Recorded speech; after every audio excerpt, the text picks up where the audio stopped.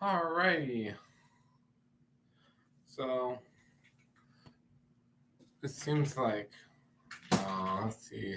Seems like my microphone is working. It's and there's no one watching. Alright. So I'll be reading these. So the last time we were left off at the last two chapters of the book, I'll be reading. You can find. I'll left the link in the chat room if you want to read along. Let's see, last chapters. Where are they?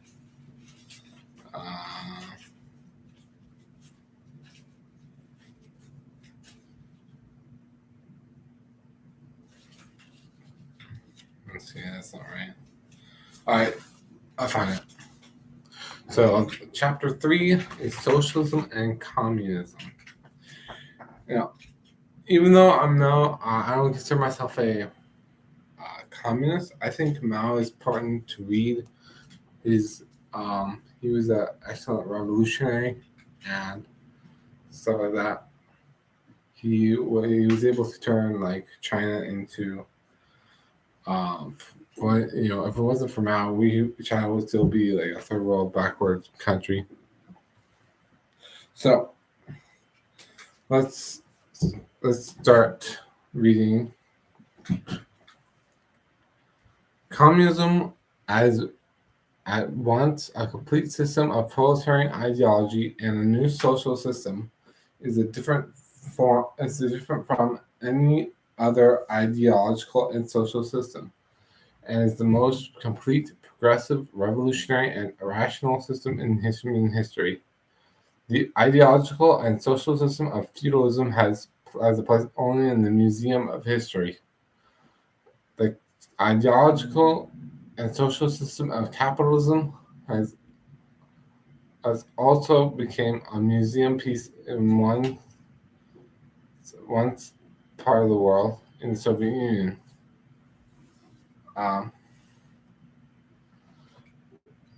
While in other countries, it resembles a dying person who's sinking fast, like the sun setting beyond the western hills, and will soon be relegated to the museum.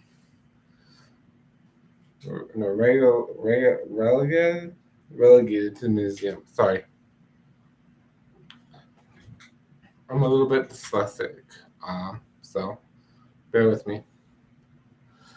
The communist ideological and social system alone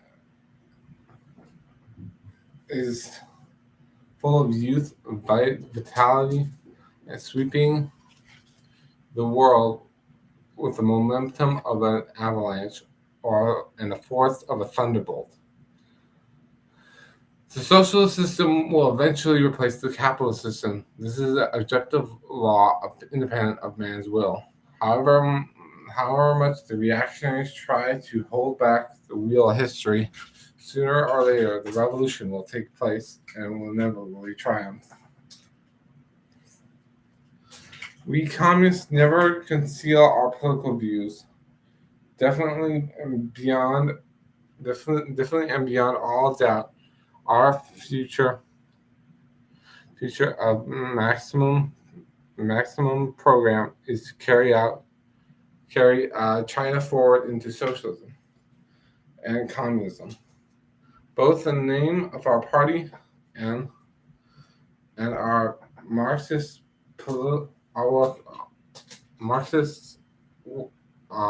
world outlook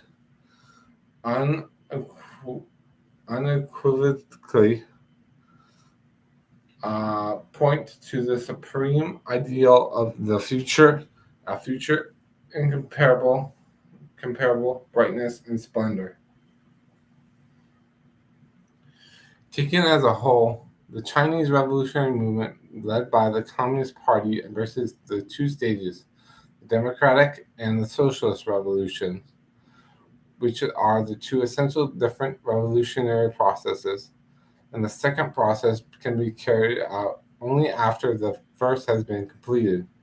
The democratic revolution is the necessary preparation for the socialist revolution, and the socialist revolution inevitably sequel to the democratic revolution. The ultimate aim for which all communists strive to is to bring us up is strive is to bring about a socialist society, socialist and communist society.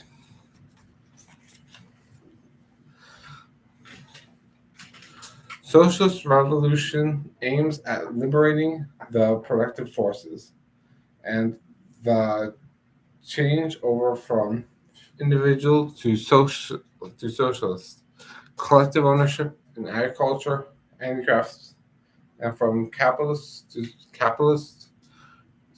socialist ownership in private industry and commerce is bound to bring a tremendous liberation of the productive forces. Thus, the social conditions are being created for a tremendous expansion of the industrial and agricultural production.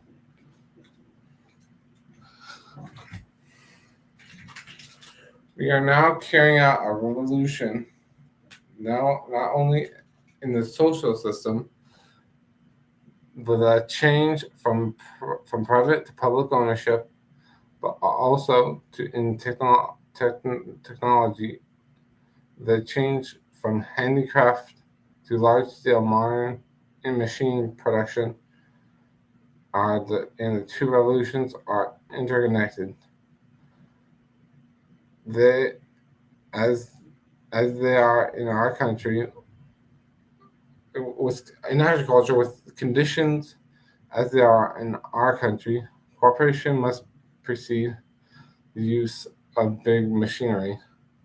In capitalist countries, uh, agriculture develops in a capitalist way. Therefore, go we must on no account regard industry and agriculture, socialist industrialization, and the socialist transformation of agriculture as two separate and isolated things, and on no account must we emphasize one and play down the other. The new social system has just been established and requires time for its consolidation. It must be assumed that the social the hold on. Must be assumed that the new system can completely consolidate the movement it is established. For that is impossible. It has been consolidated step by step. To achieve its ultimate consolidation, it is necessary not only to bring about the socialist industrialization of the country and preserve the socialist and preserve in socialist revolution on the economic front, but to carry out constant and arduous socialist revolutionary struggles and the socialist education on the political and ideological fronts.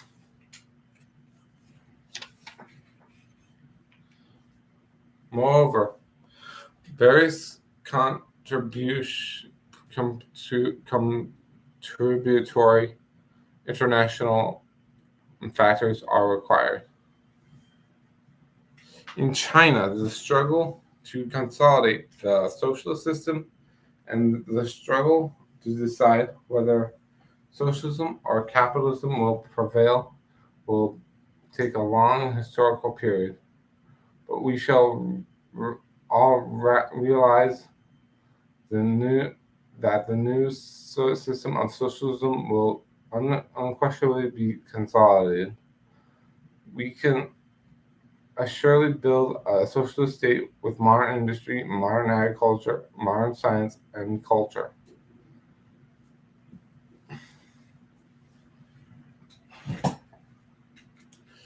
The number of intellectuals who are hostile to our state is very small. They do not like our state, the dictatorship of the proletariat, then you're into the old society. Wherever there is an opportunity, they will stir up trouble and attempt to overthrow the Communist Party and restore the old China. As between the proletariat and the bourgeois roads, and between the socialist and the capitalist road, these people stubbornly choose to follow the latter. In fact, this road is impossible. In fact, therefore, they are already to capitulate to imperialism, feudalism, and bureaucratic capitalism. Such people are to be found in the political circles and in industrial and commercial, political, cultural and educational, scientific, technological, religious circles, and that are extremely reactionary. The serious problem is the education of the peasantry. The peasant economy is scattered, and socialization of agriculture, judging by the Soviet Union's experience, will require a long time and painstaking work. Without socialization of agriculture, there can be no complete consolidated socialism.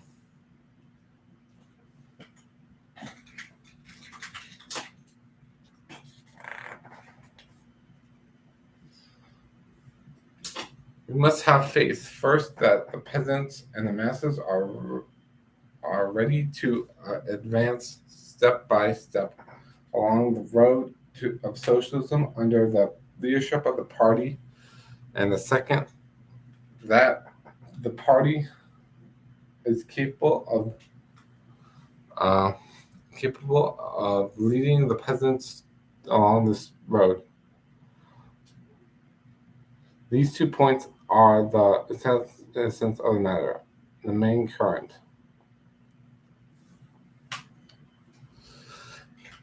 The leading bodies in the cooperatives must establish dominant position of the poor peasants and the new lower middle peasants in these bodies. The old lower middle peasants and the upper middle peasants, whether old or new, are as the supplementary force.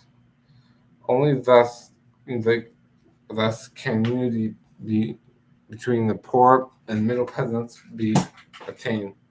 The cooperatives be consolidated, production be expanded, and the socialist transformation of the entire countryside be correctly accomplished in accordance with the party's policy. Otherwise, unity between the middle and the poor peasants cannot be attained. Cooperatives cannot consolidate, and the cooperatives cannot consolidate. Production cannot be expanded, and the social transformation of the entire countryside cannot be achieved. It is essential to unite with the middle peasants, and it is wrong to do so. It's essential as not is never. Oh, sorry, I got mixed up. Sorry, and it is wrong not to do so. But on whom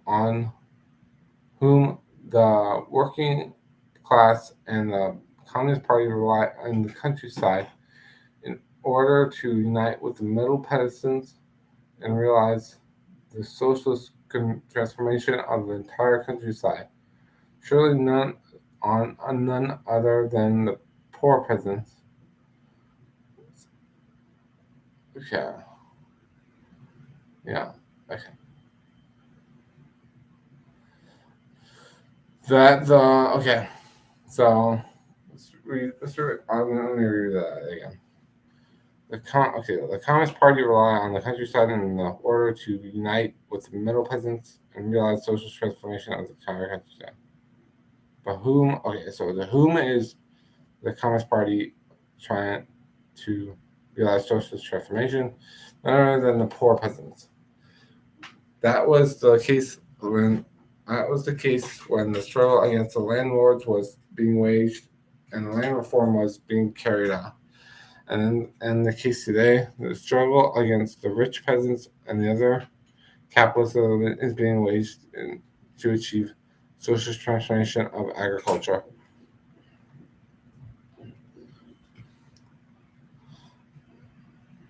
In both these revolutionary periods, the middle peasants wavered in the initial stages.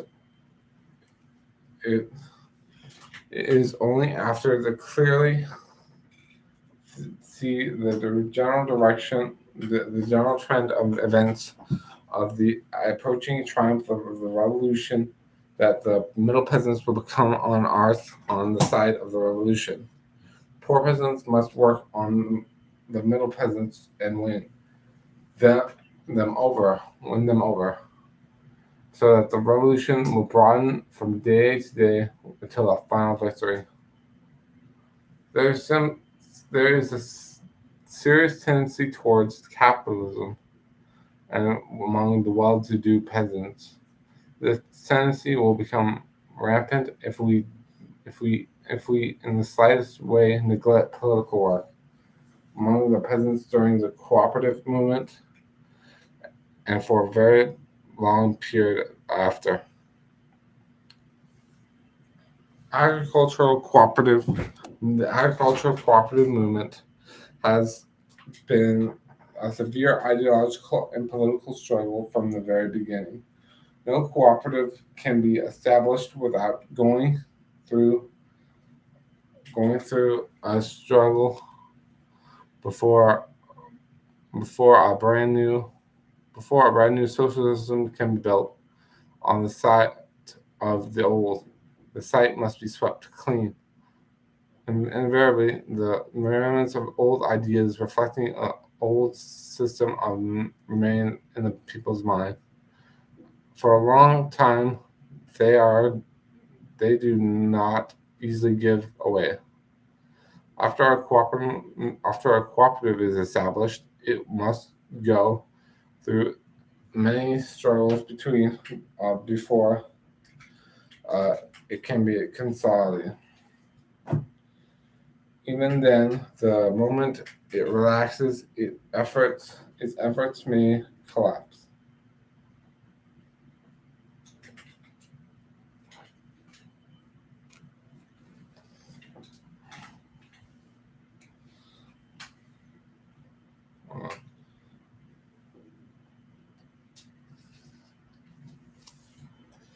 The spontaneous forces of capitalism have been already growing in the countryside in recent years, with the new rich peasants springing up everywhere, as well, and many well-to-do middle peasants striving to become rich peasants.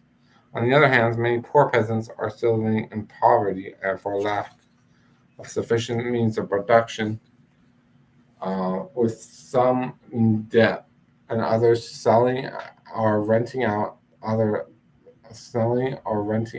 their land. If this tendency goes unchecked, the polarization in the countryside will inevitably be aggravated day by day. Those peasants who lose their land, and those who remain in poverty will complain that we are doing nothing to save them from ruin or to help them overcome their difficulties, nor will the well-to-do middle peasants who are heading into capitalist direction be pleased with us.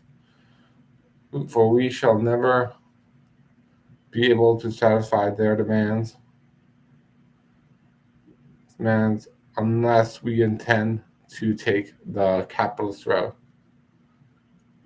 Can the worker-peasant alliance continue to stand firm in these circumstances? Obviously not. There is no solution to this problem except on a new basis.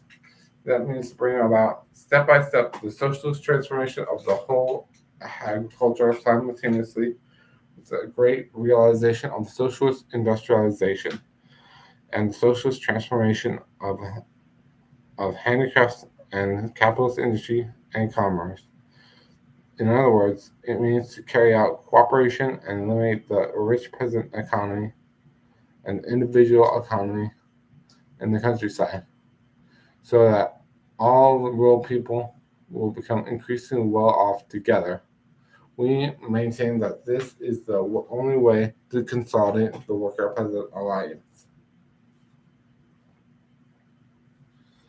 By overall planning, we mean planning which takes into consideration the interests of the 600 million people of our country, drawing up plans, handling affairs, or thinking over problems.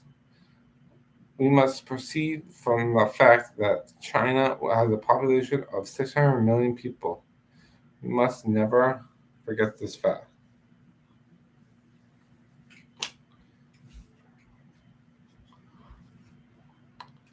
In addition to the leadership of the party, a decisive factor is our population of 600 million. The more people mean a greater ferment of ideas, more enthusiasm, more energy. Never before have the masses of the people been so inspired, so militant, so daring, and so daring to be present at the present. Apart from their characteristics and the outstanding thing about China's 600 million people is that they are poor and blank. This may seem a bad thing, but in reality, it is a good thing. Poverty gives rise to desire to change, and the desire for action, and desire for revolution. On the blank sheet of paper,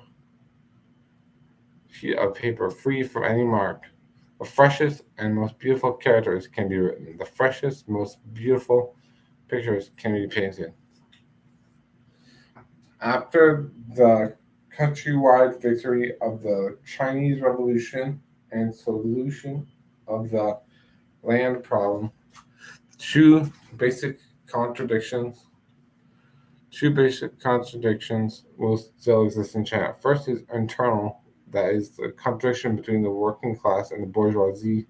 The second is the external contradiction between China and the imperialist countries. Consequently, after the victory of the People's Democratic Revolution and the state power will state power the state power of the People's Republic will, under the leadership of the working class, must not be weakened and must be strengthened. Don't you want to abolish state power? Yes, we do, but not right now. We cannot do it yet. Why? Because imperialism still exists. Because domestic reaction still exists. Because classes still exist in our country. Our present task is to strengthen the people's state apparatus, mainly the people's army, the people's police, the people's courts, in order to consolidate national defense and protect the people's interests.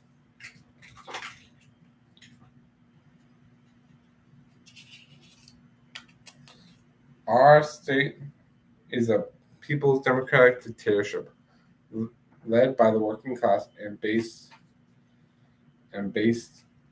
it's free based on the worker peasant alliance. What is the dictatorship for?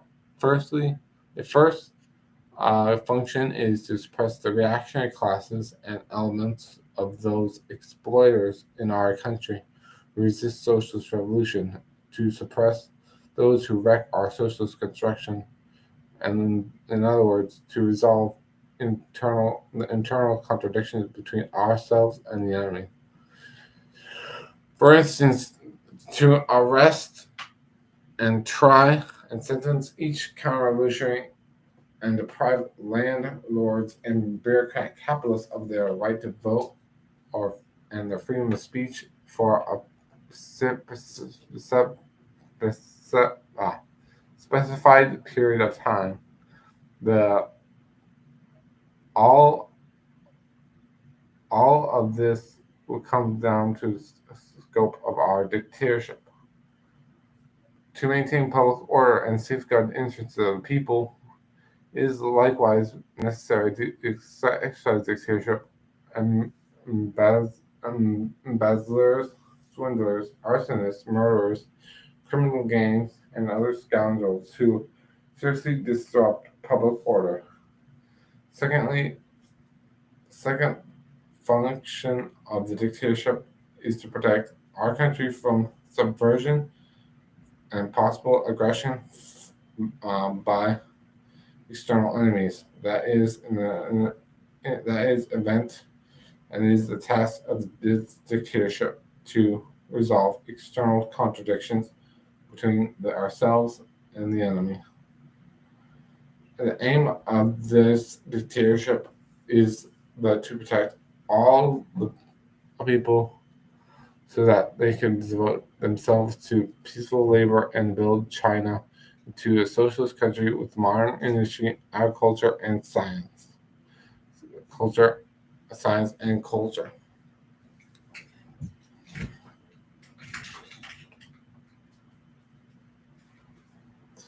The People's Democratic Dictatorship needs the leadership of the working class, for it is not the working for its own for okay sorry for it is only the working class that is the most farsighted, most selfless, most thoroughly revolutionary. Thoroughly revolutionary. The entire history of the revolution proves that without the leadership of the working class, revolution fails, and without that the leadership of the working class, or without the leadership of the working class, revolution fails, and that the leadership of the working class, revolution triumphs.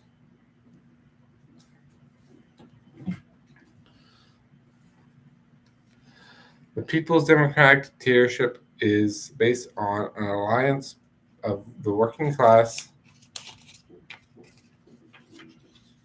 peasantry, and urban petty bourgeoisie, and the alliance of workers and peasants between the I don't know why my computer just stopped making a noise. Tell me if you can hear it. If I'm the one person watching this. Because let's review that because I got distracted. People's Democratic Dictatorship is based on the alliance of the working class, peasantry, urban petty bourgeoisie. Oh hey, okay, petty bourgeoisie, and mainly on the alliance of the workers and peasants, because these two classes comprise 80 to 90% of China's population. These two classes are the main force overthrowing imperialism and the Kuomintang reactionaries. The transition from new democracy to socialism also depends on their alliance. Hey, what's up, Jar Jar darling? Yeah, just reading some out. Okay, yeah, it's more like at the end, I will like at the end. If you can invite more people onto here, that would be great. It's link in the description, and I have it in the chat room a little bit while back. I'll post it again. It's Mao's Rebel Red Book. Red Book. See, paste it again. I'll paste it again there.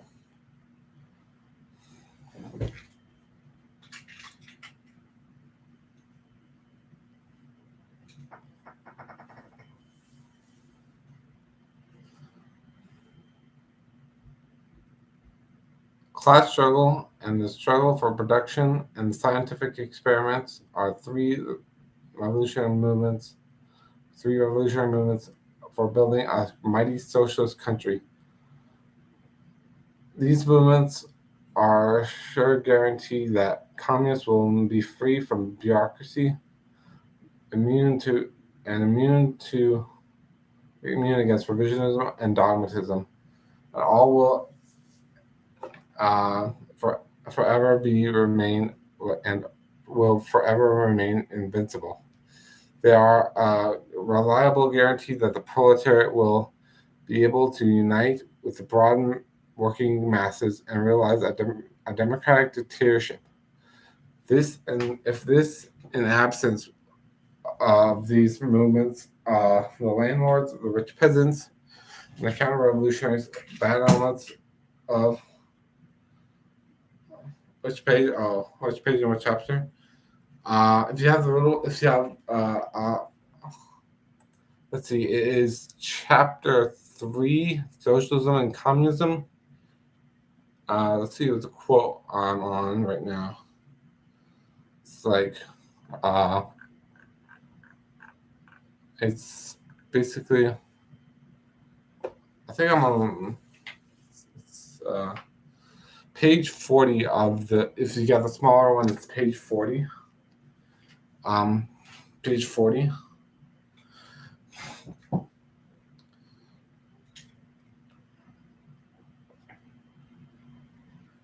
Page 40, if you got a small one. I have a bigger one, but I decided I like the smaller one because it's more handy. So,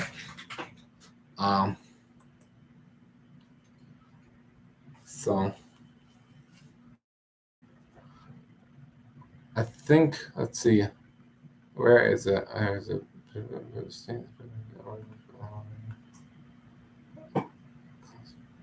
Okay, it is class struggle. Okay, it is chapter 3.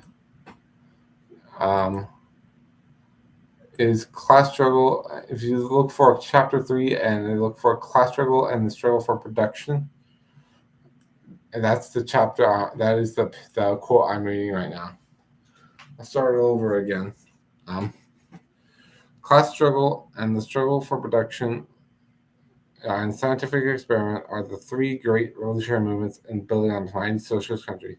These movements are sure guaranteed that the communists will be free from bureaucracy, immune against revisionism and dogmatism, and will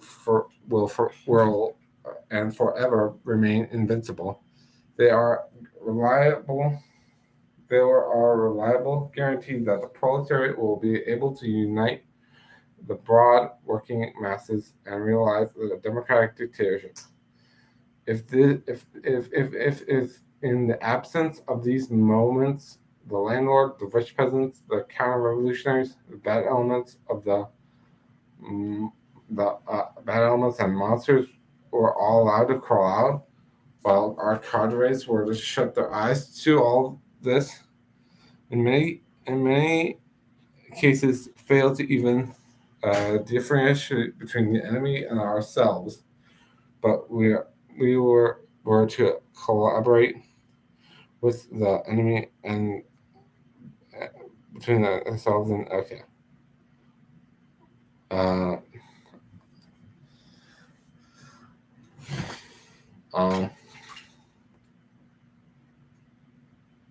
Let's see. Collaborate. Corrupted. Let's see. Let's try to read that again. Sentence start. If absence of the movement of these movements, the landlords, the rich peasants, counter-revolutionaries, bad elements, and monsters were all allowed to crawl out, while our cadres were shut their eyes to all this in many cases fail to for even the differentiate between the enemy and ourselves, but to collaborate with the enemy, and were corrupted, divided, and demoralized by him. If our cadres were thus pulled out, or the enemy were able to sneak in, and many of our workers, peasants, and intellectuals were defenseless against both soft and hard tactics, uh, soft and hard tactics of the enemy, then it would not take long, perhaps only several years or a decade, or several decades at most, before a counter-revolutionary restoration of a national scale, inevitably, or revolutionary on a national, or counter-revolutionary restoration on a national scale, inevitably occurred. This, the Marxist-Leninist Party, undoubtedly will become a revisionist party or a fascist party, with the whole China changing its color.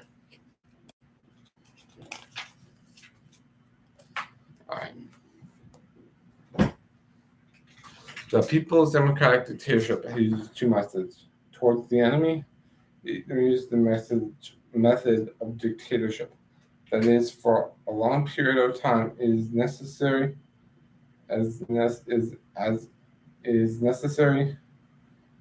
It does not let them take part in political activities. It compels them to obey the law of the people's government, and to engage in labor, and through labor transform themselves into new men. Towards the people, it's on the contrary, it uses the method not of compulsion but of democracy. That is, that it must uh, um, let it must necessarily let them take part in political activities, and does not compel them to do that or that, this or that. But it uses the method of democracy and education and persuading them.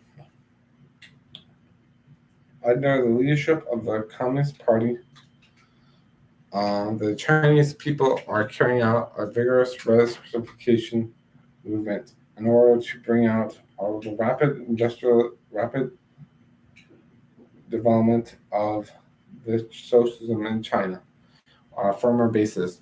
It is the movement for carrying out a nationwide debate, which is guided and free debate in the city and in the countryside on such questions as the socialist road versus the capitalist road, the basic system of the state and its major policies, the working style of the party, the government fiction areas, and the question of welfare of the people, and a debate which is conducted by setting forth facts and reasoning out as reasoning out so as correctly to resolve those actual contradictions among the people, which demand immediate solution. This is socialist movement for the self-education and self-remolding of the people.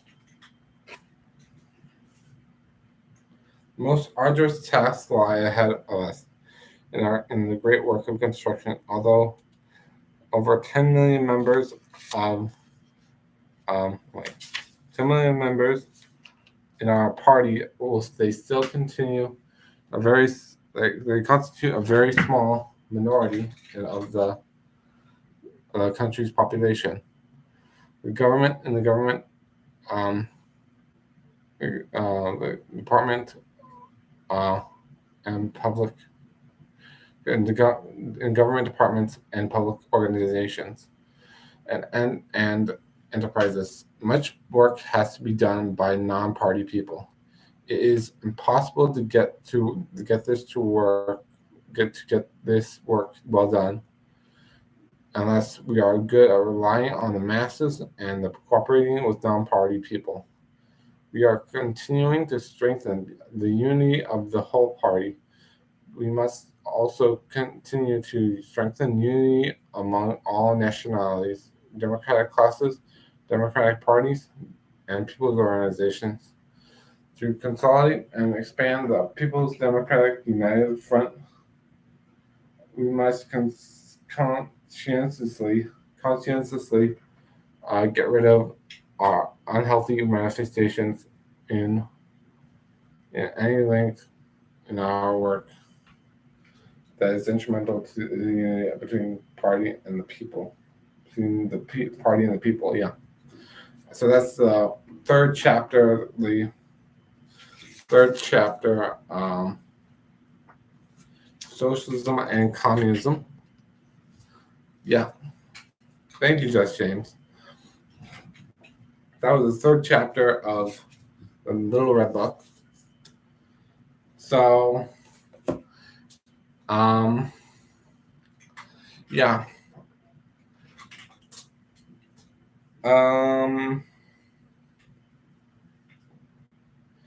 So yeah, that's about it. I just plan to do I think I'm trying to do this like once a month. Like I do the live stream. I did this like last year, I think. Do the live stream about Mao, the quotation by Mao. But there was a lot of my personal life was getting in the way of me doing stuff that I normally would do, like do a live stream or upload a video. So yeah, Miles, yeah. So yeah. Let's see. Okay. I'm planning on doing another video pretty soon.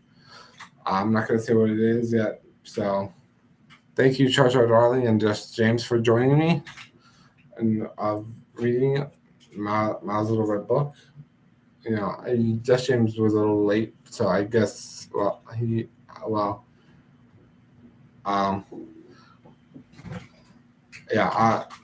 yeah, I mean, more people watch this after I'm done with this, so I'm gonna be done right now. So goodbye, everybody.